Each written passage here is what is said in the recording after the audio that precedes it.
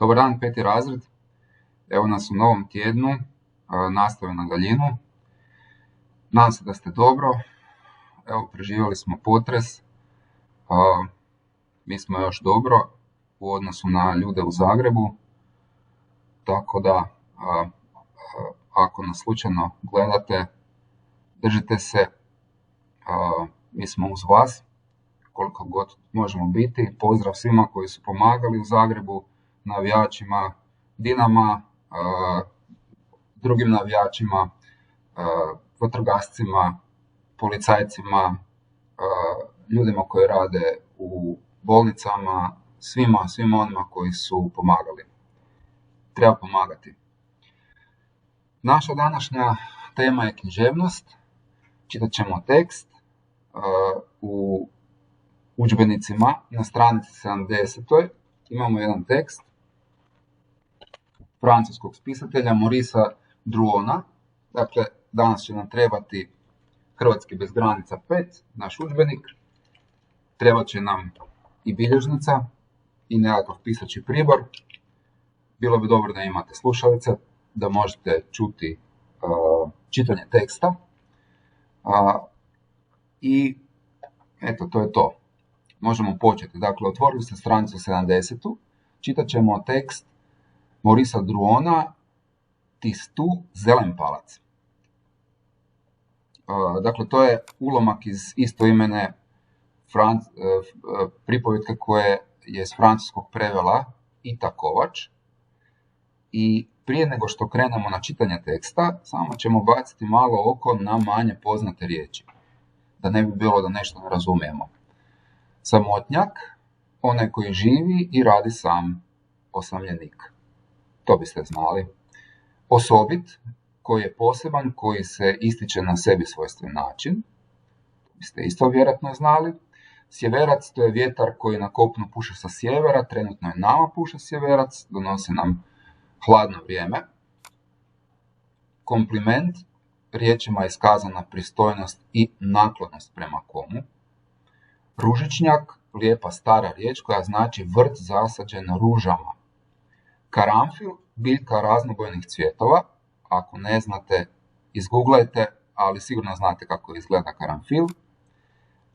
Hortenzija, biljka krupnih kuglastih cvjetova svjetloplave ili ružičaste boje. I hortenzije isto sigurno znate kako izgledaju. A ako niste sigurni, Google je vaš prijatelj. Zapanjen znači začuđen. Potresen, koji je veoma uzbuđen, koji je u šoku. Kolebljiv, jedna lijepa, rekao bih, knjiška riječ, rijetko se koristi u razgovornom jeziku za svakodnevnu komunikaciju. Kolebljiv znači neodlučan ili nesiguran. Izbojak, to probajte zapamtiti, to je možda nova riječ za vas. Izbojak je mlada grančica. Begonija, ukrasna biljka velikih cvjetova. Ustanoviti, znači utvrditi, dokazati ili zaključiti.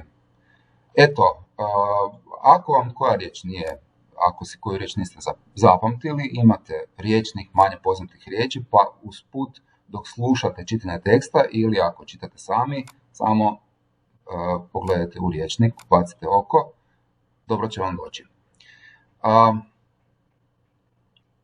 Možete se skenirati kod za e-sferu i onda pod zvučnim zapisom pronaći zvučni zapis i poslušati ga, opet ga izvodi naš glumac Joško Ševo, koji inače čita tekstove u ovom našem udžbeniku i čita jako dobro. Ja tekst neću čitati i neću pustiti sad taj audio, nego ćete se vi sami skenirati i poslušati čitanje teksta. Jednostavno da ovaj video bude malo kraći, da budemo ekonomičniji. Ako vam ne radi čitanje teksta, onda tekst naprosto pročitate sami. Ja vam savjetujem, ako je moguće, ako imate vremena, poslušajte tekst pa ga onda sami još jedanput pročitajte. I sad možete zaustaviti video pa onda poslušajte tekst. Nakon čitanja, to je slušanja teksta, krenut ćemo stranicu na pitanja, a u stvari vi možete ostaviti otvorenu svoju knjigu, svoj udžbenik na stranici 70. gdje vam je tekst. Ja ću vam čitati pitanja, pa možete pomalo polako odgovarati na ta pitanja. Dakle, prvo nam je pitanje: koje divno iznenađenje ti tu doživio dok je obavljao zadatak u vrtu? Kako se osjećao dok je radio? Prisjetite se. Koje likove upoznaš u ulomku? Dva su lika, važna su, i što im je zajedničko? To ćete sigurno znati. Što zaključuješ o vrtlaru Brki na temelju a. njegova izgleda, na temelju njegova odnosa prema biljkama, c. na temelju njegova odnosa prema dječaku i d. na temelju posla koji obavlja? Ovo je malo složenije pitanje, pa možete stisnuti pauzu i dati se vremena da odgovorite na ta pitanja.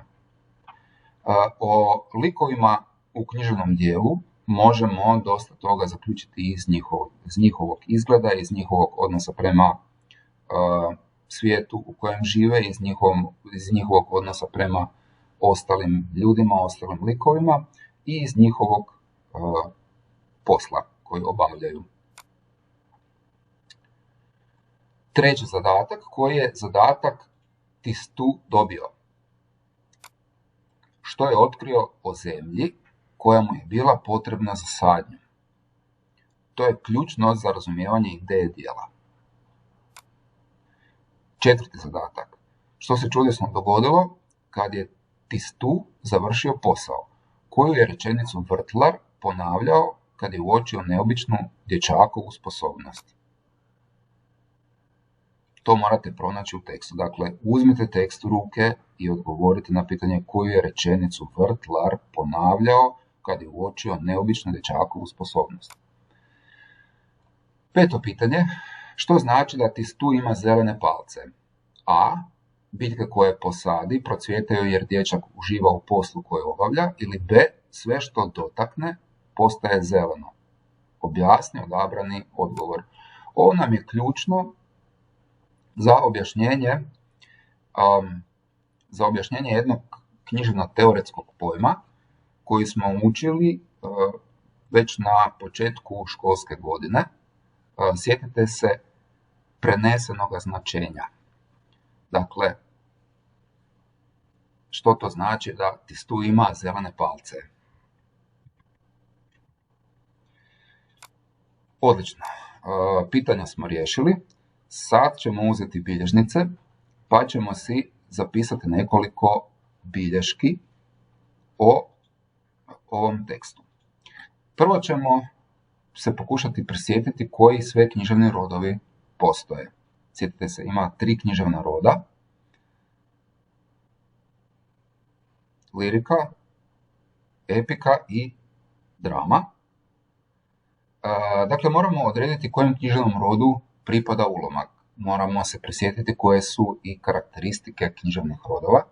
Dakle, za liriku vrijedi ona glavna karakteristika da je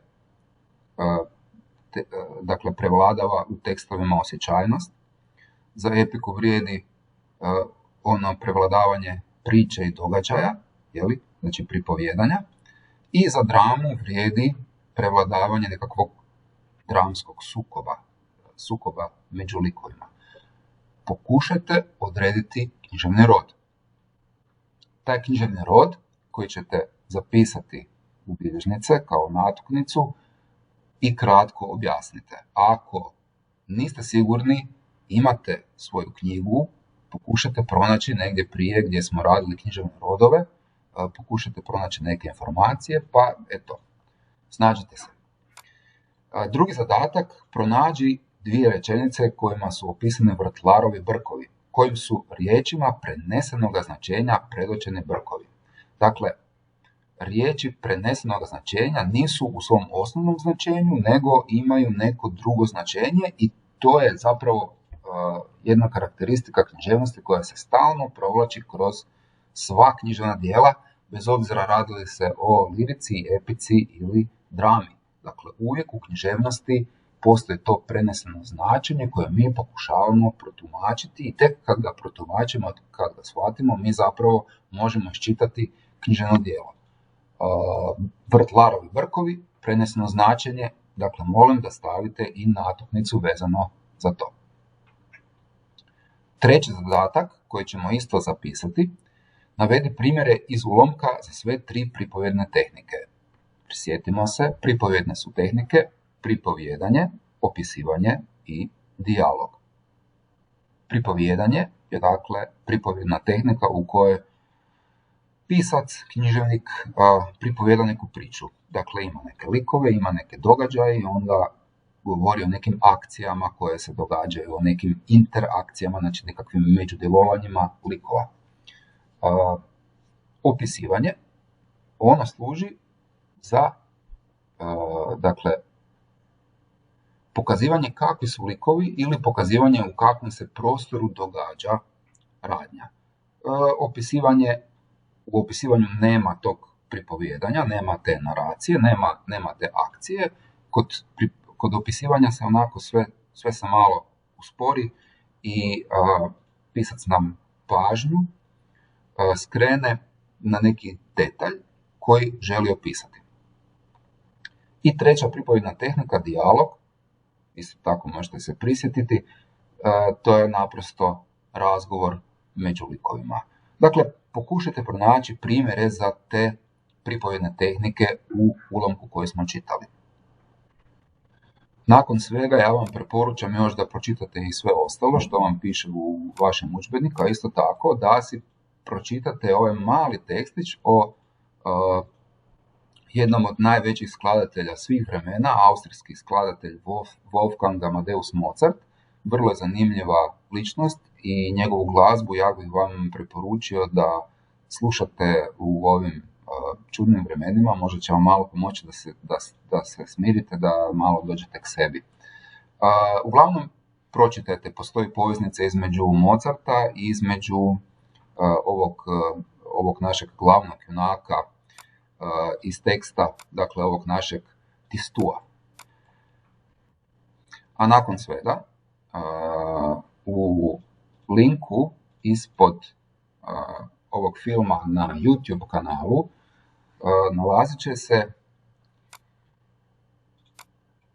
ova ovdje igrica, malo za ponavljanje književnosti, a ja ću vama, 5a i 5b, ja ću vama poslati jedan drugi link na tu istu igricu, pomoću kojeg ćete ostaviti svoje ime i prezime, da vidim kako ste se poigrali, kako ste uspjeli riješiti ovu igru o književnosti, dakle malo ponavljanje definicija.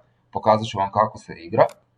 Dakle, kad si uključite link na YouTube-u ili onaj link koji ću vam ostaviti na Teamsima, onda ćete dobiti igru u kojoj morate poredati po redu riječi definicija. Jednostavno da se malo prisjetite književno-teoretskih pojmova i malo da vježbate poredak riječi u rečenici. Dakle, u ovom, ja bih rekao, poslovica je prva riječ jer je veliko slovo. Poslovica je mudra misao, možda da, mudra misao. Koja, vjerojatno, kojom se izriče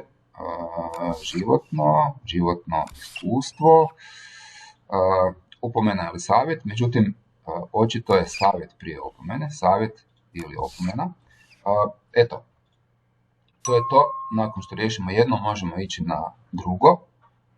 Neke su definicije malo složenije, međutim, nemojte se obeshrabriti, mislim da je dosta zanimljiva igrica. Možete vježbati ispod YouTube ovog filmića na linku koji je čisto za vježbanje, to mogu zapravo svi raditi, a onaj link koji ću vam ostaviti na Teamsima, to će biti i zadaća. Tamo ćete nakon što jedanput odigrate ovu igricu, tamo ćete se prijaviti pa ćete zapisati svoje ime i odigrati jedanput za mene da vidim da ste vi to odigrali i kako vam ide. Okay? Vidimo se uskoro, vidimo se sutra. Pozdrav!